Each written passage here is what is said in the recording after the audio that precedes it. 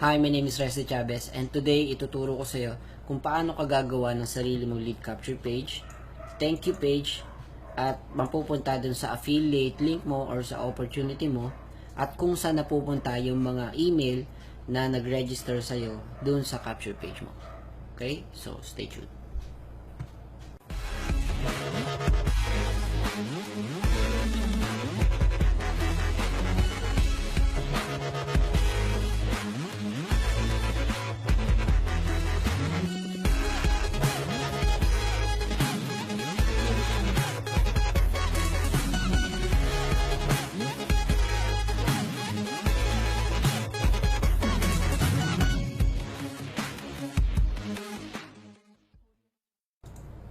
Okay, so ang unang kailangan natin gawin ay magpunta tayo sa app.rocketpages.net para makapag-login tayo.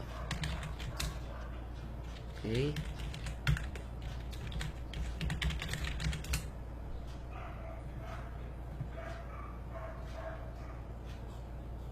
So basically, gagayahin lang natin itong sample ko na to. Okay, so i-click mo lang tong create new page. Tapos dito sa capture page. Yan. So dito kasi lahat ng klase ng design. So dito tayo sa capture page. Tapos piliin natin yung may kasamang video dahil yung affiliate natin, yung affiliate link natin is video, no?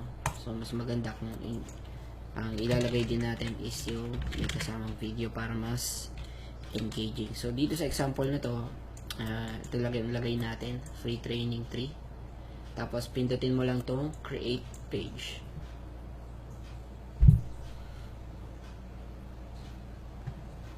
Okay, so yan, maglo-loading lang siya and mapupunta na siya dito sa page na to. And pagdating mo dito sa page na to, dito ka na pwedeng mag-edit. Okay, so dito gagayahin lang natin yung example natin, free training how to start a profitable online business for Pinoy. Pero pwede mo ikaw ang masunod dyan. Free training how to start a profitable online business for Pinoy.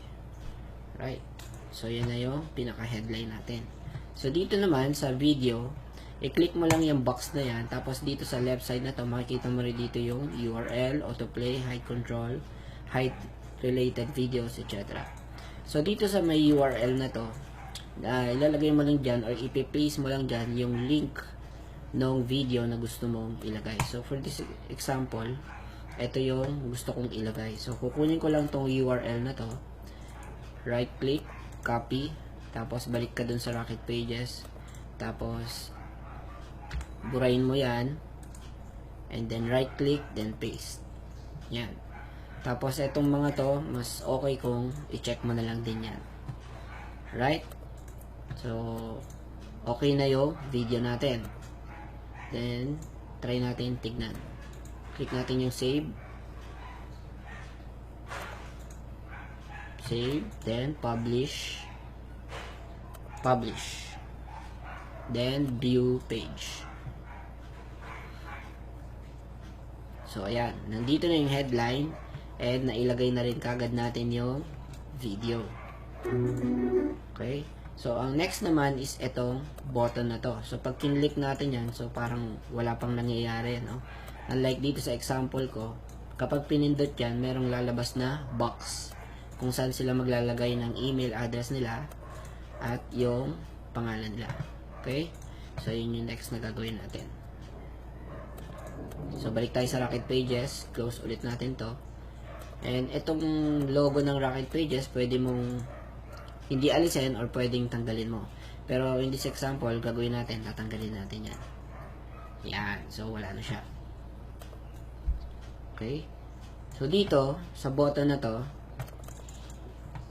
ito, double click mo lang yan para ma-edit mo yung text. So, gayahin ulit natin to. I want to learn more. Okay. I want to learn more. Tapos alt, 0187. Yan, para lumabas tong special ano na to, special arrow. Alt 0187. Okay? Tapos, para malagyan natin siya ng ganitong lumalabas na box na ganito, ang tawag dyan is ano squeeze box, kung di ako nagkakamali. Okay? So, yan. Squeeze box. So, ito yung piliin natin. Kasi yun yung nandun sa example natin kanina.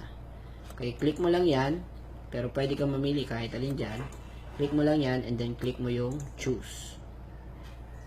Yan. So, ito na yung gagamitin natin. So, dahil hindi natin gagamitin itong Rocket Pages na logo na to, papalitan natin ng picture katulad ng ganito. So, i-click mo lang yan. Tapos, i-click mo yung dito sa may left side, yung color blue na button. I-click mo yung replace image. Okay, so kapag hindi mo pa na-upload yung image, ang gawin mo lang is upload mo lang yung image. Pero this time naka-upload na, so pipiliin ko na lang. I-click ko na lang siya. Pagka-click ko sa kanya, i-click ko naman yung nandito sa may baba, use image. Yan, di ba? Instant, nandiyan kagad. So medyo nalalakihan ako, so pwede nating liitan. Tapos yung text dito, pwede rin natin palitan. Katulad nito. Yan. I-copy na lang natin. And then, paste. Yan. So, napalitan na natin yung text. Diba? Bilis lang, diba? Tapos dito, kung gusto mong dagdagan, yung mga form, pwedeng may cellphone number kung gusto mo. Ayan, nadadagdagan siya dito. May landline kung gusto mo din. Pero mas okay na yung email and name, no? So yun lang naman yung kailangan talaga natin. Okay? Tapos dito sa may baba, yung button, kung mapapansin mo, orange yun nandito. Tapos dito blue, pwede mo rin palitan yan. Pindutin mo lang yung button. Tapos dito sa may left side, makikita mo rito, ayan, katulad nito, background. Tapos pindutin mo tong color. Tapos palitan mo lang kung ano yung gusto mong kulay. Yan. No? Yan, para lang makita mo kung gaano kabilis at gaano kadali gumawa ng isang capture page gamit yung Rocket Pages. Right? Tapos, i-save natin. Yeah, save. Publish. And then publish. Then, click natin yung view page para malaman natin kung okay na siya. So, yan. Ito na yung ginawa natin. So, kapag ka ilalagay mo siya sa sa profile mo, sa page mo, o kaya kapag gagamit ka ng Facebook ads, ito na yung gagamitin mo URL, no? Link. No? Ito yung gagamitin mo para makapag-build ka ng list. Right? So, ito na yung video natin. Okay? Meron na yung video. Tapos, try naman natin i-click itong button na to kung katulad din siya nung itong example natin. Okay? Yan. So, click natin. Yun, di ba? May lumabas ng squeeze box. Okay? So, ang gagawin ngayon ni Prospect is maglalagay siya ng kanyang email at ng kanyang name. Okay? So, dapat, ang mangyayari dyan, mapupunta siya dito sa thank you page. Okay? Dapat dyan siya mapupunta. Since wala pa tayong sineset up, wala pa siyang pupuntahan. Okay? So, ang gagawin natin, gawa tayo ng thank you page. Since meron akong ginawa kanina na thank you page, doon na lang natin siya papupuntahin. Ano yan? Ayan. Dito, click mo lang yan. Ayan. Tapos, dito sa existing page, ayan. Click mo yung thank you page. Click save. Ayan. Successfully saved na daw. Okay. Tapos, ang gawin natin, isave natin ulit. Publish. And then publish. Then, view page. Okay. So, try natin ngayon mag-opt-in or maglagay ng email address. Ulitin natin.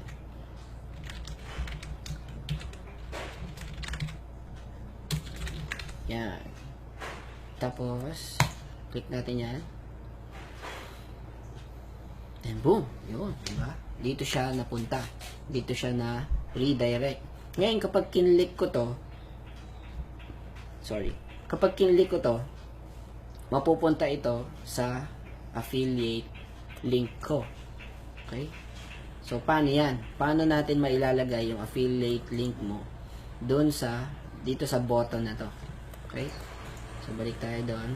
Close na natin to kasi tapos na natin gawin yung ating lead capture page. Sorry sa dumaang tricycle.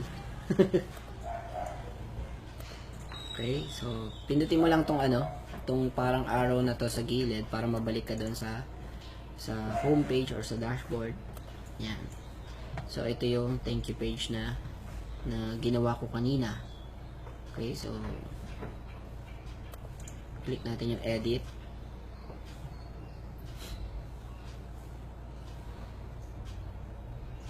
Yan. So, basically, parang katulad lang din to nung kanina. Click ka lang, upload, tapos sulat, etc. So, click mo lang yung button.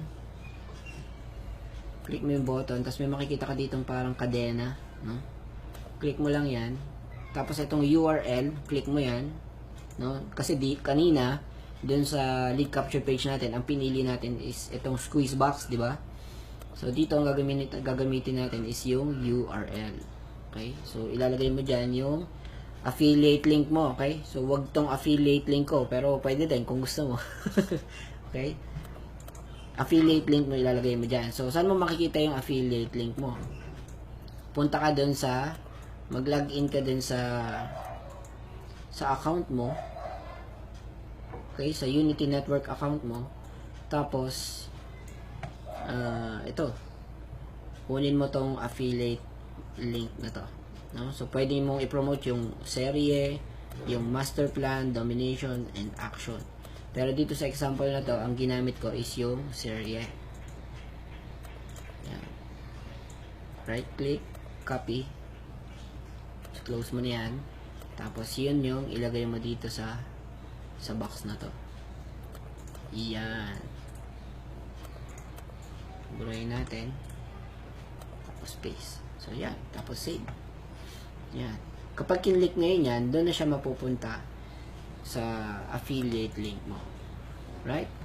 Tapos, click natin yung save. Itong mga text na to, pwede mo siyang i-edit. Ikaw nang bahala dyan. Click natin yung save. Publish. And then, publish. And, view page. Yan. So, kapag kinlik yan, ang mangyayari dyan, mapupunta siya doon sa yung affiliate link na nilagay mo.